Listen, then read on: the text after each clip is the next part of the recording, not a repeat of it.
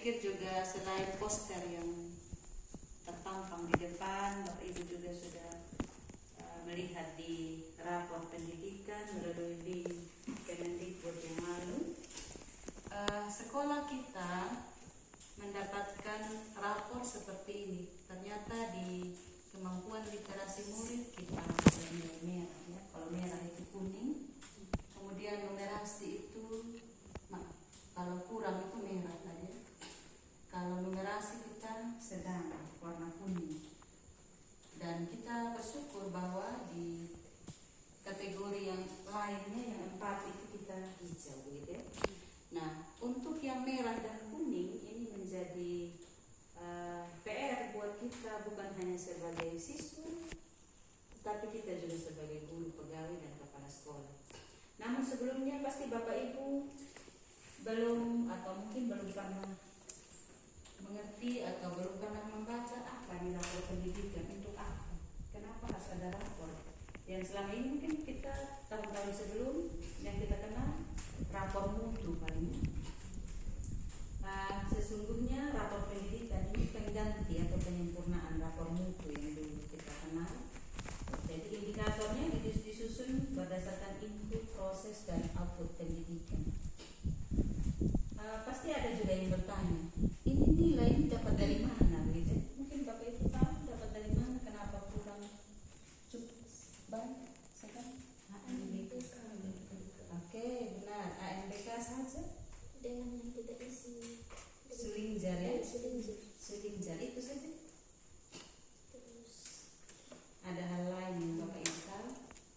Oke, ternyata 60% itu dari hasil ANBK tahun 2023. Jadi ini kegiatannya di tahun 2023, rapornya kita baru dapat di 2024. Jadi ini hasil ANBK, 60% dari hasil ANBK anak-anak kita yang lalu. Juga di 40%-nya itu diambil dari berbagai sumber, dari dapur, Sulinjar yang kita isi juga, survei ekonomi sosial, karena di dalam Sulinjar yang lalu kita ada beberapa pertanyaan gitu. Jadi sesungguhnya bukan 100% dari hasil ANBK. Jadi ini gabungan dari beberapa data. Mungkin juga Bapak Ibu pertanyakan, kenapa ya kita harus ada rapor pendidikan, untuk apa gitu? Tidak ada gambaran menurut Bapak Ibu kenapa harus ada rapor. Kalau sebagai siswa ya pasti untuk mengetahui perkembangan belajar. Kalau untuk sekolah, yang Bapak Ibu pikir untuk apa nih rapor pendidikan? Menurut saya rapor pendidikan perlu dikasih, perlu ya. Berarti ada manfaat buat sekolah. Mungkin ada gambaran? mungkin dari saya untuk bisa membuat sekolah itu lebih meningkat lagi prestasinya dalam bidang apapun. Jadi dengan adanya rapor, jadi kita bisa tahu kurang di mana dan kita bisa memperbaiki dan meningkatkan. Oke, jadi kata kuncinya mungkin refleksi ya. Saya pikir juga tidak jauh beda dengan rapor siswa, karena siswa melihat perkembangannya, sekolah juga kita perlu melihat, oh ternyata di kemampuan literasi kita masih kurang dan seterusnya. Oke, saya pikir kita sepakat ya. Berarti ada manfaat dari rapor pendidikan ya. Kalau sebelumnya kita hanya baca, mungkin bagusnya memang kita harus telusuri. Baik, menurut Bapak Ibu, kapan ini rapor pendidikan kita gunakan? Bagusnya gitu. Setiap saat pasti perlu digunakan, cuman bagusnya mulai sekarang. Kalau kebetulan kita sekolah baru ya, memang kita baru rapor perdana buat kita gitu. Oke, sesungguhnya rapor pendidikan itu bagusnya digunakan di awal tahun anggaran, tahun yang kita susun RAPS kemarin itu. Hanya di bulan kita susun RAPS, kita perapor belum keluar. Jadi ke depan diharapkan ketika kita menyusun anggaran sekolah berdasarkan rapor pendidikan. Saya pikir juga teman-teman sudah melihat itu unduhan rapor pendidikan yang lalu. Ya,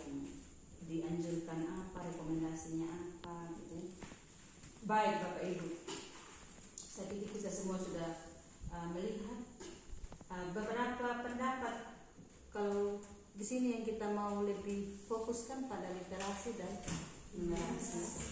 Mungkin kita dahulukan dulu literasi. Kalau Bapak Ibu lihat di yang terpampang di sini, dia katakan begini, yang paling perlu ditingkatkan itu literasi. Di sana ada salah satu contoh cara meningkatkannya, peningkatan kompetensi GTK. GTK ini guru tenaga kependidikan, dan kebijakan yang menunjang kompetensi membaca teks informasi. Kalau kita ngomong teks informasi, khusus guru bahasa Indonesia.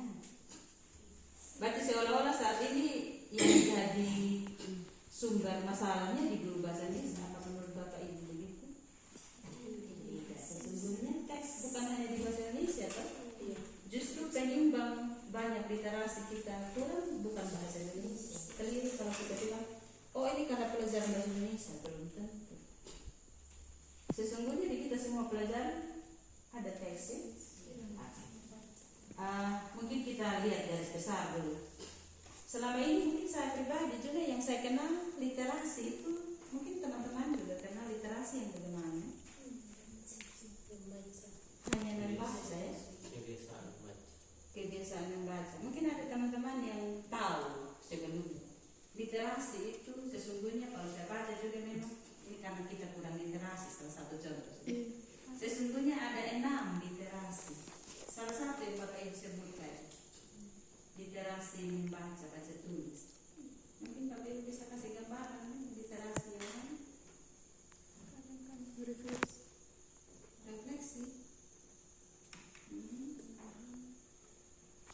Literasi sesungguhnya bukan hanya membaca atau tulis. Mungkin ada yang sudah dapat dia punya sumber literatnya.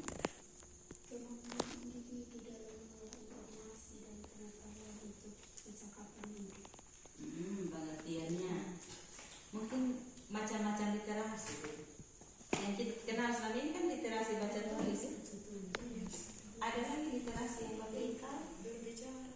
berbicara. Oke. Dan sesungguhnya menghitung itu namanya literasi numerasi. Sudah 2. Ada lagi literasi apa yang kalau Bapak Ibu ada pegang HP atau ini literasi apa? Digital ya? Sudah 3. Masih ada lagi literasi budaya. Oke, sebelum lanjut ke ini mungkin kita langsung rinci. Kalau baca tulis berarti yang hari-hari kita tahu. Karena memang selama ini di sekolah kan literasi membaca 15 menit hanya terpaku di situ ya. Oke. Tadi literasi numerasi yang Bapak Ibu paham membaca angka ya. Kalau budaya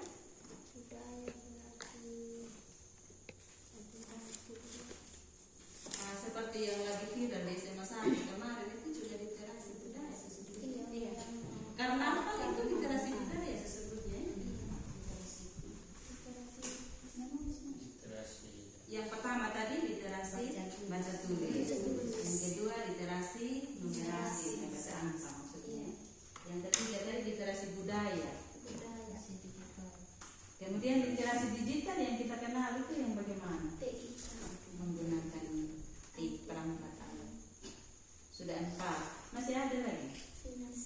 Literasi finansial yang Bapak Ibu paham yang bagaimana? Berkaitan itu. Hanya kita selama ini kan lebih literasi itu hanya membaca. Sudah 5, lagi 1 ternyata. Literasi sains. Literasi sains yang bagaimana? Pengetahuan gitu. Contoh konkretnya bagaimana? Kalau literasi sains. Isu-isu berkembangan. lebih ke pengetahuan gitu. Oke, sekarang kita sendiri sudah kenal ternyata literasi tidak hanya konsep membaca tadi ya. Ternyata ada luas. Oleh karena itu ya di sini tadi kita sudah kurang di bagian itu. Nah sekarang ada tantangan sudah buat kita Bapak Ibu dulu. Bagian yang kurang tadi ini bagaimana? Bagaimana sudah caranya untuk supaya yang kita lihat tadi kuning, merah ini dia bisa berubah jadi hijau. Minimal merah jadi kuning atau kuning naik ke hijau.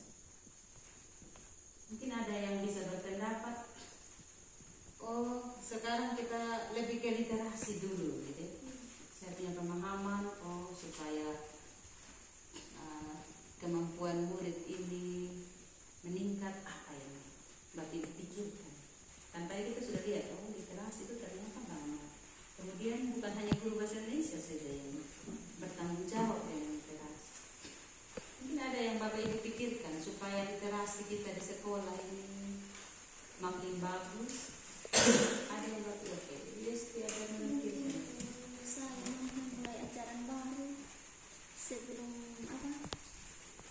kita masuk pada kegiatan belajar mengajar 15 menit kita masuk ke dalam literasi. Literasi dalam artian bahasa. Iya, Baca tulis ya. Iya. Nanti kayak misalnya ada novel begitu mama jadi suruh anak-anak dorong baca ini novel, nanti dorong tulis apa isi novel. Analisis novel. Karena kan memang kita bilang di sini literasi. Selama ini kan kita belum melakukan literasi sebelum KBM. Walaupun kita yang sedang pas kita ini kegiatan belajar mengajar. Pasti kegiatan KBM sudah ada literasi. Iya, jadi harus ada buku-buku yang 15 menit sebelum KBM. dongeng. Oke, itu menurut ITST kita bisa lakukan 15 menit sebelum KBM. Mungkin ada lagi yang Bapak Ibu pikirkan. Tadi karena di sini ada 6 literasi yang kita akan pelajari, Mama. Jadi saya setuju juga dengan IDST 15 menit sebelum KBM kita literasi, tapi kita bagi kelompok guru. Misalnya 2 orang itu yang minggu pertama hari Senin. Senin itu kita literasi membaca atau tulis. Terus hari Selasa besok lagi 2 orang guru lagi literasi digital dan selanjutnya begitu. Jadi 6 literasi itu dipakai semua. Iya. Jadi nanti hari Senin minggu depan lagi ulang lagi begitu. Oh, jadi menurut Ibu Dewi setiap hari Senin atau Senin sampai Sabtu. Oke. Satu hari satu literasi. Karena ada 6. Mungkin hanya dipikirkan waktunya apa bisa kita jadikan langsung dengan Ibu Yesti punya ide tadi 15 menit itu kontennya yang Ibu Dewi sebutkan, gitu. 15 menit itu hari Senin misalnya kita langsung jadikan saja patokan. Oh, Senin literasi baca tulis, Selasa literasi numerasi, Rabu bisa jadi, gitu. Terkait waktu mungkin sudah seide tadi dengan Ibu Yesti, gitu. Silakan nih Bapak Ibu ada mungkin saya berpikir bagaimana gitu. Selain 15 menit, kemudian konten-konten yang dipelajari. Selama ini juga saya pikir di setiap kelas sudah ada pojok-pojok baca begitu. Kira-kira untuk mengoptimalkan pojok baca, ada yang Bapak Ibu pikirkan lagi? Di hampir setiap kelas saya lihat sudah ada pojok baca. Mungkin yang kita pikirkan sekarang sumber bacaan, gitu. Kalau literasi digital ini kita tidak kewalahan karena kita bisa ambil dari ini. Nah, kalau yang harus menggunakan novel, buku, mungkin kita harus berpikir kira-kira kita dapat pengadaan buku dari mana. Kebetulan buku yang ada juga mungkin tidak terlalu memadai untuk semua kelas, yang kemana. Buku bacaan. Mungkin pemikiran saya bisa jadi kita kayaknya di sekolah-sekolah lain rupanya bukunya tertuang di perpus begitu ya. Itu cara kita untuk mungkin ada yang bisa share ke teman-teman seandainya mereka punya buku yang bisa dijadikan bahan bacaan disumbangkan atau bagaimana gitu. Bisa pikir kita semua bertanggung jawab dalam hal pengadaan buku ya. Yang sekedar mungkin cerita dengan teman, saya tahu mereka punya buku-buku bisa. Baik, Bapak Ibu masih ada yang punya pemikiran selain tadi kontennya kita bagi dalam setiap hari 15 menitnya sebelum KBM. Kita aktifkan kembali pojok baca dengan cara kita menempatkan buku. Kita kepingin 15 menit Kalau literasi digital mungkin karena anak-anak punya HP ada tinggal ini. Cuma kalau harus baca dari buku itu yang penting kita ada kewalahan. Oke, untuk hal ini saya pikir kita pikirkan untuk bagaimana cara kita bisa pengadaan buku. Ada lagi Bapak Ibu yang Bapak Ibu pikir? Selain tadi 15 menit pajak-pajak. Nah itu untuk siswanya. Kalau untuk gurunya bagaimana? Literasi untuk guru. Kita jangan memajak apa langsung ke muridnya saja. Saya pikir guru juga perlu peningkatan. Kan? Nah kalau guru kan kita mau jadi contoh buat anak ini. Saya lihat literasi digital kita sangat mantap kalau di sini. Karena hampir setiap waktu kita lebih memilih untuk baca di ini ya. Nah kira-kira kalau untuk guru salah satu cara ada yang Bapak Ibu pikir? Salah satu caranya untuk peningkatan kompetensi melalui workshop ya, Ya. melalui pelatihan mandiri seperti di PNN. Oke, pelatihan mandiri di BMN. Kalau workshop itu maksudnya kalau kayak kita ada begini, apa kegiatan begini, mungkin dari mana harus lebih tekankan lagi kepada kawan-kawan supaya kita semua harus hadir. Kayak begini kita yang lain tahu tentang literasi tapi yang lain Teman kan yang lain tidak tahu. Oke. Kan tidak mungkin nanti lagi kita jelaskan dari kita gimana. Oke. Terima kasih Miss. Jadi memang ada beberapa teman yang tidak ikut karena kendala, tapi saya lihat juga ada beberapa teman yang memang hampir setiap pertemuan tidak ikut. Saya berusaha juga untuk menghubungi mereka begitu ya. Tapi ya mungkin untuk mandirinya, jadi kita jangan hanya paksa anak yang literasi, tapi kita juga guru gitu ya. Oke. Literasi yang ditawarkan tadi kita bisa melalui workshop, kemudian melalui pelatihan mandiri. Untuk Bapak Ibu ketahui, tapi di PNN mungkin ada yang sudah selesai tentang ragam penguatan literasi yang menyenangkan. Itu untuk literasi, kemudian untuk numerasi, ragam penguatan numerasi yang menyenangkan. Nah, oleh karena itu saya pikir untuk kita guru, kita lebih fokus ke dua hal ini. Kira-kira Bapak Ibu butuh berapa waktu, berapa lama untuk menyelesaikan topik tentang kalau literasi ada, saya buka di situ memang ada yang untuk SMA hanya 1 poin gitu. Kalau Bapak Ibu lihat di situ, terlalu banyak. Ada untuk SD ya. Jadi kita ambil yang untuk SMA sih. Bagaimana? Apa boleh kita selesaikan sampai bulan Juni? Kita harus niat begitu. Saya sendiri juga kebetulan materi ini saya belum pelajari. Mari sudah. Harus dari kita. Apa Bapak Ibu ketemu tentang ragam penguatan literasi yang menyenangkan di PNN? Pelatihan mandiri. Ragam penguatan literasi yang menyenangkan.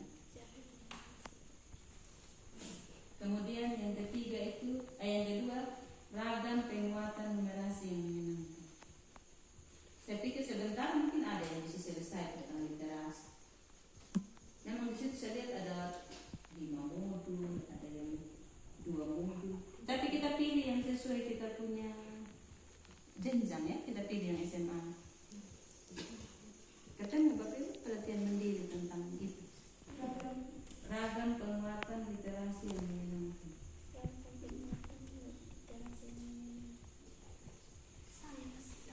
Oke, kita sepakat. Kalau kita tidak sepakat pasti kita tidak buat.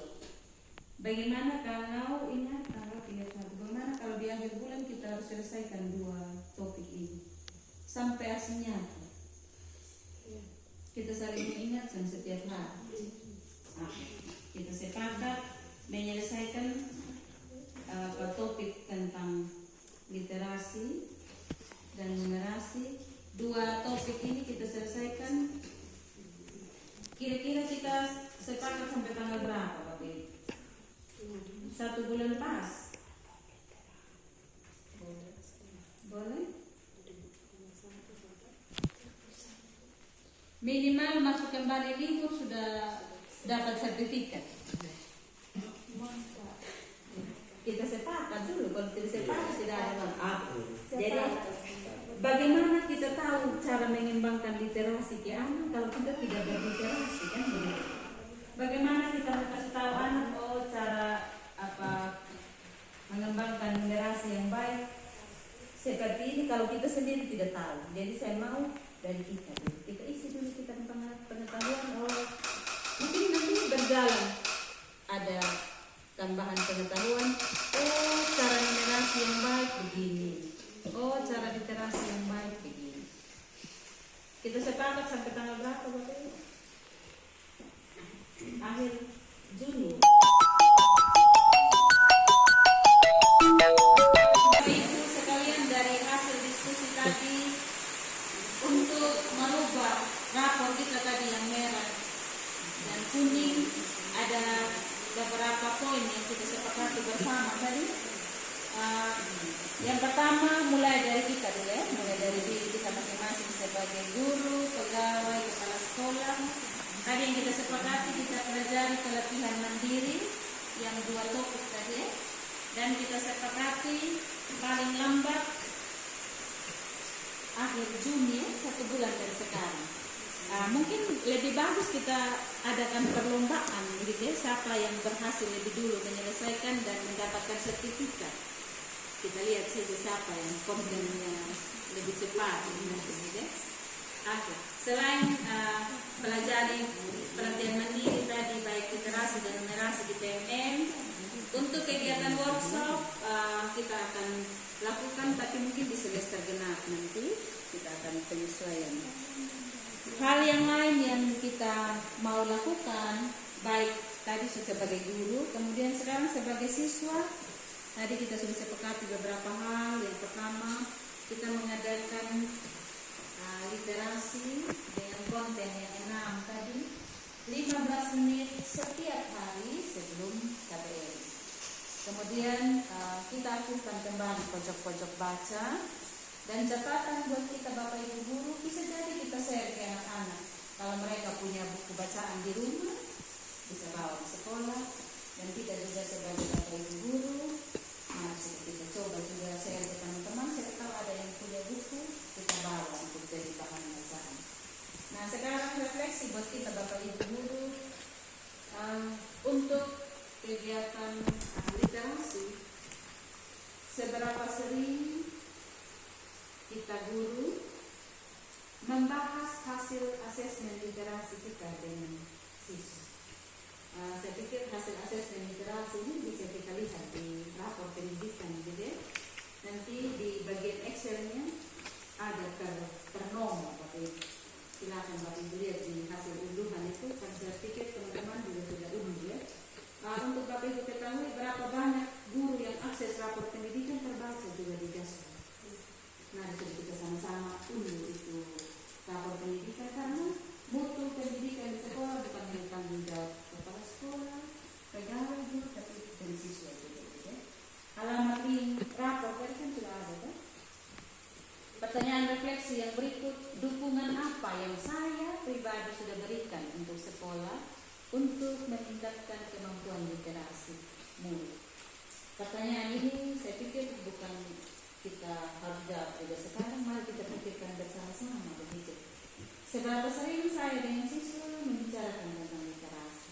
Seberapa dukungan apa yang saya pribadi, sekecil apapun dukungan yang kita berikan itu sangat bermanfaat buat sekolah. Kemudian untuk numerasi, bimbingan apa yang sudah saya berikan untuk meningkatkan kemampuan numerasi murid sesuai level kemampuan. Yang kelas 10 ya kelas 11. Ada juga yang berpikir numerasi hanya tugas guru matematika atau eksakta.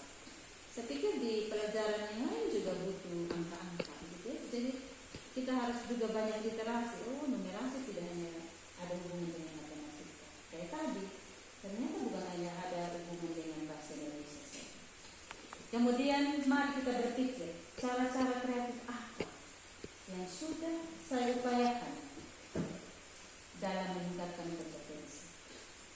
Saya pikir untuk menjawab ini semua, ya kita harus mulai dari diri kita dulu tadi. Kita pelajari itu mobil. Di sana banyak cara ditawarkan supaya kita bisa menjawab. cara kreatif apa yang bisa saya buat, atau bimbingan yang bagaimana yang saya bisa sumbangkan untuk sekolah. Ada di pelatihan mandiri. Saya pikir kita banyak literasi, kita banyak inovasi. Oke Bapak Ibu, saya pikir kegiatan kita